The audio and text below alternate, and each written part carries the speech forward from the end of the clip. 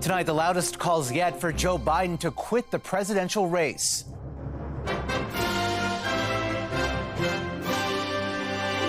The demand to drop out from George Clooney and other Hollywood stars. I'm deeply, deeply concerned. As the divide among Democrats grows. Time is running short. Canada's new plan to raise defense spending to finally meet the NATO target. Canada will do more and will meet the 2% pledge. Plus, the nationwide recall after illnesses linked to listeria in some popular products. Listeria is a bacteria that really likes cold temperatures. Also, 3 family members of a BBC commentator killed in a crossbow attack. This is not something that happens in Bushy. It's been a bit of a shock. And the dark secret of a literary giant. No action was taken to protect me. Alice Munro's daughter's devastating revelations and claims her mother stayed silent. People feel betrayed.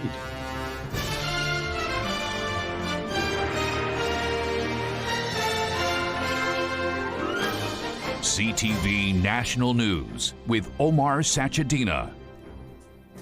Good evening, everyone. On the eve of a major and crucial test for Joe Biden, a growing schism from within his own party tonight. The push to step aside even coming from a top fundraiser and Hollywood star. George Clooney today urged the U.S. president to drop out, and Nancy Pelosi this morning became the highest-ranking Democrat to signal Biden could still step aside. It's up to the president to decide if he is going to run. We're all encouraging him to make that decision. Except that he already has. I'm staying in the race. Tomorrow, Biden will hold his first solo news conference of this year in what could be a make-or-break moment for his candidacy. CTV's Washington Bureau Chief Joy Malbin starts us off. One of the Democrats' biggest fundraisers, actor George Clooney, leading the charge, writing in the New York Times, "I love Joe Biden, but we need a new nominee." Ditching the president after interacting with him and raising $30 million for Biden's presidential run a few weeks ago. Clooney says it's devastating to say, but Biden isn't the same man and should step down. Writing, "In the last 4 years, he's won many of the battles he's faced. The one battle he cannot win is the fight against time." Hollywood director Rob Reiner weighing in, "We need someone younger to fight back. Joe Biden must step aside." And from longtime Democrat actor Michael Douglas, Well, I think it's a valid point. I mean, I'm deeply, deeply concerned. new cracks as Biden faces more doubts about his mental acuity to take on Donald Trump. It's up to the president to decide if he is going to run. We're all encouraging him to make that decision because time is running short. Longtime allies like Nancy Pelosi stopping short of a full endorsement. Are you concerned whether or not he can win in November? I think he can win in November. Do you believe he should run for re-election? I'm not speaking English to you.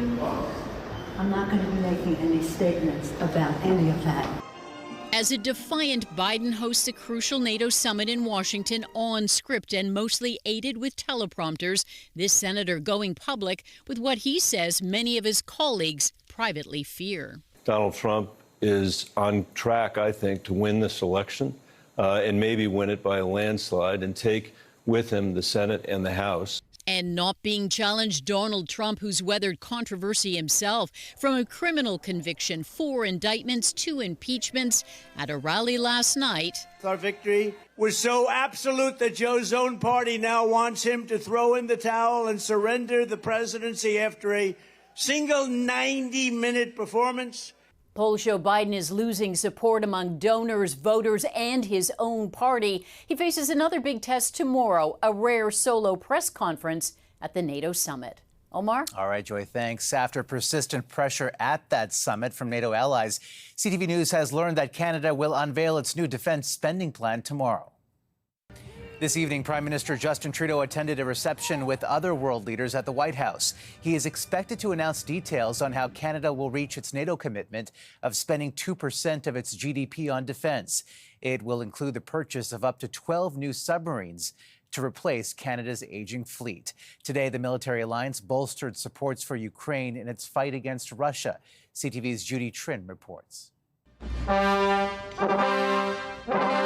NATO is standing shoulder to shoulder with Ukraine to protect it from Russia for years to come. It will add another $59 billion to Ukraine's war effort this year. That includes new fighter jets donated by the Dutch and the Danes. A new 3-star general will coordinate the supply of weapons. This will lead eventually to Ukraine joining NATO. I think it's very important to give a message to the Kremlin from here that Ukraine's path and bridge towards NATO membership is now irreversible. Here we go. At a meeting with President Vladimir Zelensky, the Prime Minister said Canada would also step up. We're announcing today $500 million more in military aid this year. We're also stepping up over the coming year on the training of fighter jet pilots. Zelensky is pushing for NATO to implement the new measures as quickly as possible. The possibility grows that Americans could re-elect someone less sympathetic. Donald Trump's Republican supporters have voted against helping Ukraine. The leaders of America and the President of the United States as the leader of the free world to be uncompromising in defending democracy, uncompromising against Putin. But NATO's Secretary General says Russia also has allies that members must unite against. Support to Ukraine is not charity.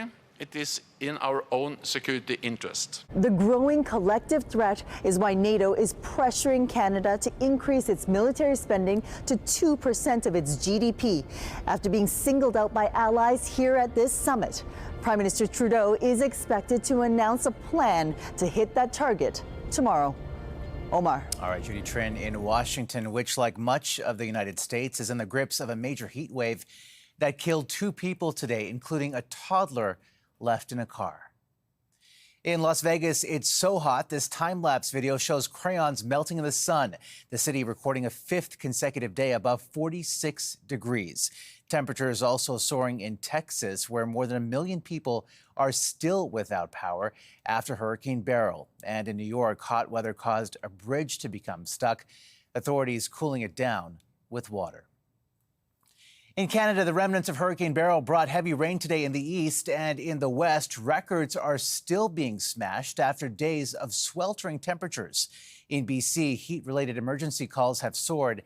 And in northern Alberta, an out-of-control wildfire has prompted an evacuation order. Here's CTV's Kathy Lee. A week of sweltering heat in BC and lightning strikes sparking dozens of new wildfires. Our fine fuels out in the forest are already reaching their sort of maximum dryness, so they're very susceptible to ignition right now. Prompting a province-wide campfire ban starting Friday. This family arrived at their site just in time. We're going to have a nice fire and enjoy it. The heat wave also gripping Alberta and forcing the evacuation of a northern community in Little Red River Cree Nation as a wildfire moves closer. We are in extreme fire risk and in fire danger in the north based off of the maps from Alberta Forestry. Many of the fires that we had start over the last week have been caused by lightning. Environment experts say there are 86 heat warnings across the western provinces. BC hit 53 temperature records Tuesday, Alberta 18. Those at the Calgary Stampede just trying to stay cool. It is pretty hot. Like when I saw the misses, I was like, bingo. No, I don't like it at all. I was so prepared, but I didn't know it was going to be this intense. Intense weather also on the east side of the country, but the opposite. Remnants of Hurricane Beryl brought a deluge of rain to southern Ontario and Quebec, flooding highways. Basically, we're just stuck here. Doesn't look like it's going to improve anytime soon. It's just absolutely doing what it was supposed to do. And likely to be an all-day affair here in Ontario and Quebec. Environment Canada forecasting rainfall totals between 40 to 60 millimeters. Oh, I think we need it. All my plants were dry. Never miserable. Life's too short to be miserable. I don't really like the rain. I prefer the sun. That intense heat from the sun will keep moving east. Temperature records are expected for Saskatchewan and Manitoba today and tomorrow. Kathy Lee, CTV News, Calgary. A nationwide recall to tell you about tonight involving plant-based milks. The Canadian Food Inspection Agency says the beverages could be contaminated with Listeria bacteria. In Ontario alone, 5 people have been hospitalized. CTV's Heather Wright on the products that have been flagged. They are found in many Canadian refrigerators. Plant-based beverages like almond and oat milk. More than a dozen of these products are now part of a recall due to possible listeria contamination. Through the manufacturing process, bacteria can get into those processes. And listeria is a bacteria that really likes cold temperatures. So it likes that refrigeration. It likes being in the deli aisle. Listeria can cause listeriosis. There have been at least 9 cases reported in Ontario, with 5 people hospitalized. The province's chief medical officer of health putting out a warning. I strongly advise the public, especially those at high risk for listeriosis, such as the elderly, pregnant women, and those with weak immune systems, to make sure they do not consume these recalled products. In those patients, there's a higher chance that they could become sicker with, for example, a bloodstream infection, or in some cases, even an infection in their brain. It can take a while for exposure to listeria to develop into symptoms, typically between 2 and 3 weeks, with most people experiencing gastroenteritis or fever.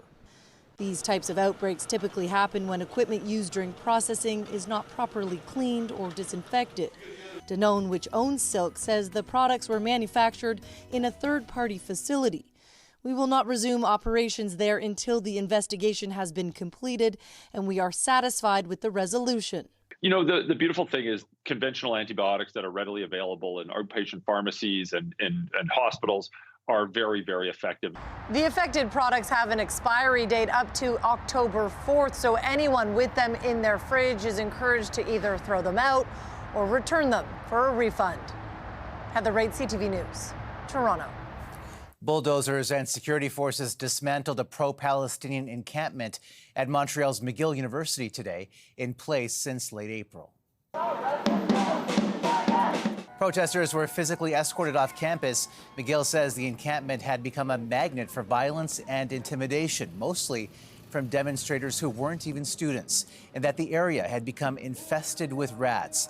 The protesters, who are demanding the university sever financial ties with Israel, say the claims are baseless and part of a smear campaign. An Israeli airstrike on a school sheltering displaced Palestinians in southern Gaza killed at least 29 people, mostly women and children. Eyewitnesses say they saw body parts scattered at the site where people had gathered to watch a soccer game. Israel's military claims it used, quote, precise munition to target a Hamas militant in the October 7th attack. Former Toronto Raptors player Jonte Porter pleaded guilty to wire fraud today in connection with a betting scandal that cost him his career.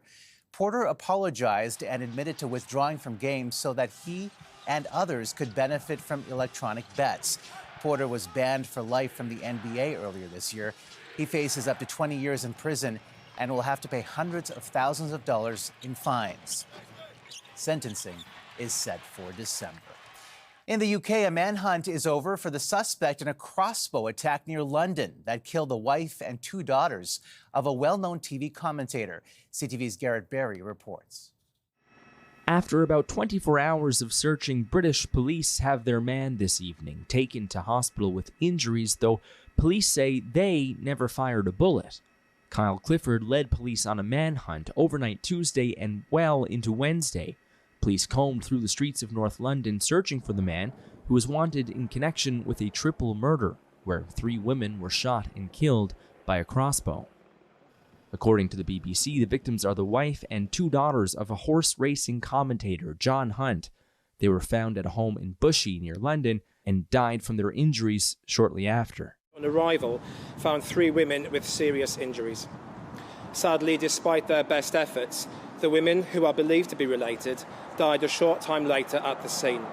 The victims are aged 25, 28 and 61. Police kept watch in this neighborhood for hours. They were here all last night. Obviously, it's been blocked off and everything's been going on, but it's been a bit of a shock because it's a really residential area. Officials called it a targeted incident and said Clifford knew the victims. They also said no other suspects are being sought.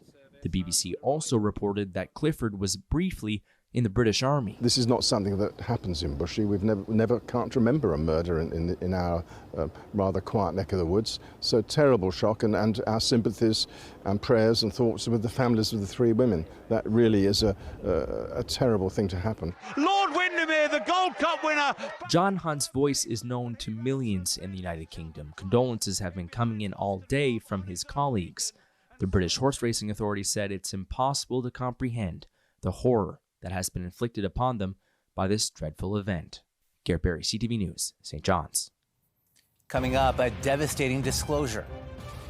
People feel betrayed. The revelations threatening a Nobel laureate's legacy. Plus, the shocking attempt to smuggle snakes into China.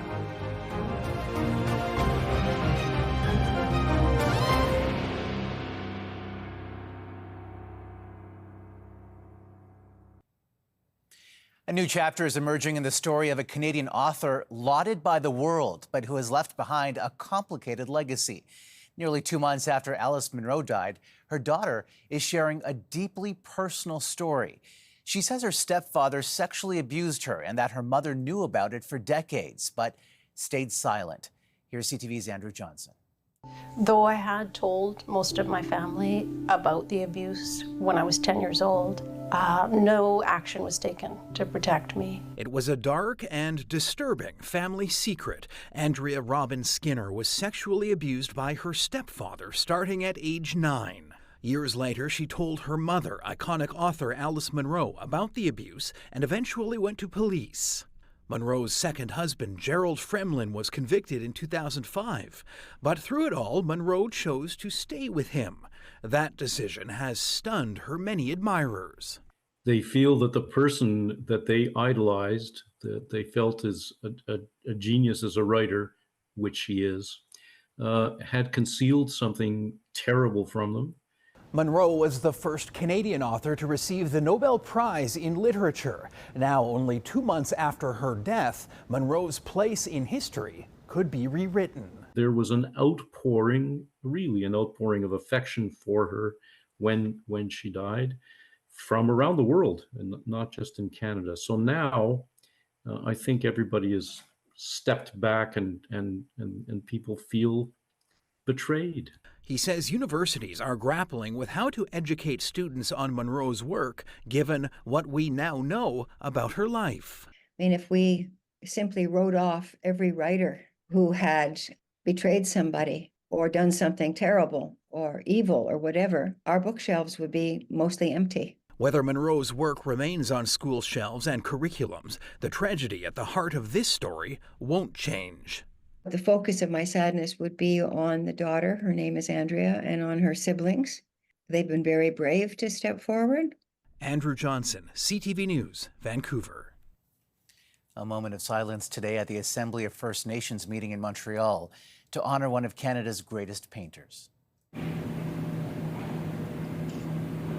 Alex Janvier, who was robbed of his culture in residential school, used his art to reclaim it. His work renowned for its distinctive curved lines and color combinations.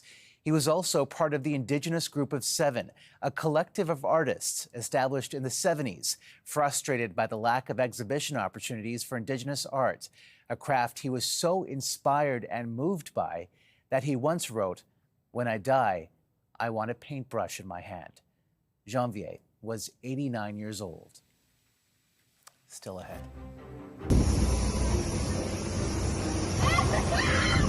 A slippery escape at Vancouver International Airport.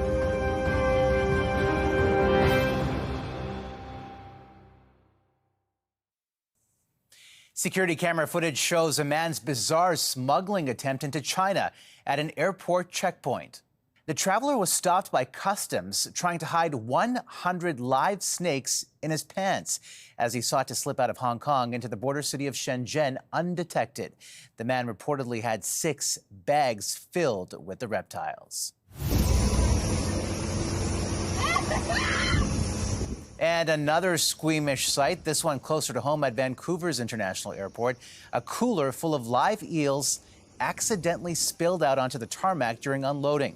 Air Canada confirmed it was responsible for the shipment of cargo, which originated in Toronto. The live eels were collected and repackaged safely. Turning now to the summer of soccer with Canada's amazing run at the Copa America and the Euros taking place in Germany. Well, now a photo has resurfaced with an incredible connection between the two events. This is Lionel Messi in 2007 when he was 20 years old, posing with a baby for a charity calendar in Spain. The baby's family had won a raffle. Fast forward to the present, and now that baby is a soccer star. And what a goal that was! Lamine Yamal is now 16 years old and scored this amazing goal for Spain yesterday, becoming the youngest player to score in the Euros history.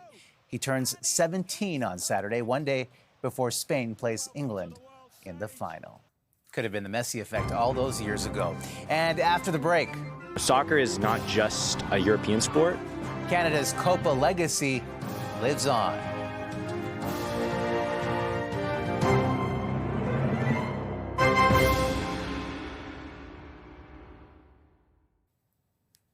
Despite last night's semifinal loss to Argentina, Canada's men's soccer team will play again in Saturday's third-place match against Uruguay at the Copa America.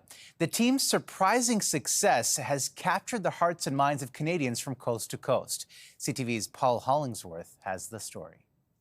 Even though Canada lost the semi-final to Argentina at the Copa America tournament, support for this team is still sweeping across the country. I'm really happy with the team and really happy with the progress. Canada entered the tournament ranked 48th in the world. On Saturday, they will have a chance to finish third at Copa. The men's soccer team heroics were the hot topic on a scorching day at this skills camp. It's awesome.